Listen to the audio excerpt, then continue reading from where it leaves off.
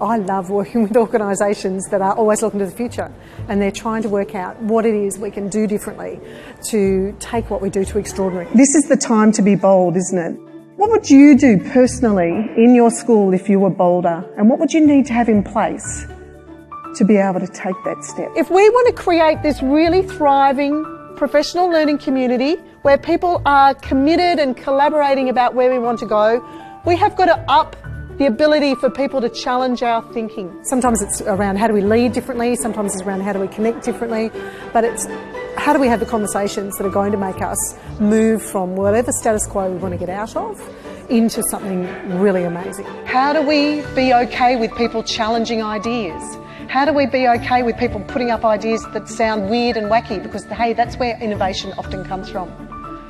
How do we create the space for everyone to have a voice? That the evidence shows very clearly that when we work together, we will help students develop lives of success. Tracey is a master of adult learning design. She knows how to craft an overarching conference, a keynote message or a workshop to really get to the core of what leaders need to be thinking about, both individually and as a team. Leaders who model their own fallibility will create psychological safety for people.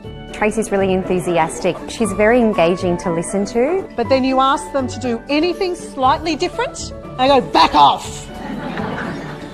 And I just think we've got to be in a learning space. We've got to be able to be learners. We've got to be able to say, let's give this a go. Let's try something different.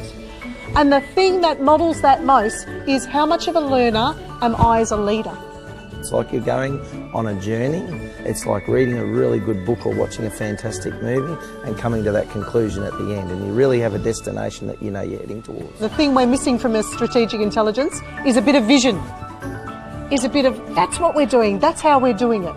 How amazing is that? That's what we're heading for, so that people can see the journey's here, we might be here, but gee, we're on our way.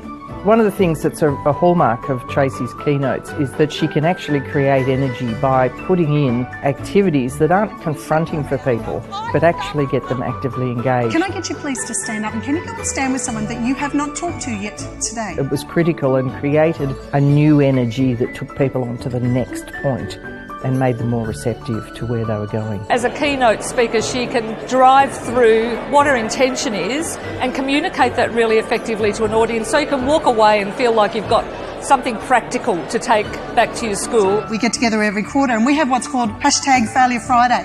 And so on a Friday, people post their stuff-ups and then they talk about what it is they actually learned. Tracey's books, The Buzz and the Glue, absolutely wholeheartedly recommend. Fantastic resource. If you'd really like to help your leaders and your teams lift above convention to something extraordinary, to connect deeply and to collaborate on the work that really matters, I'd love to talk with you.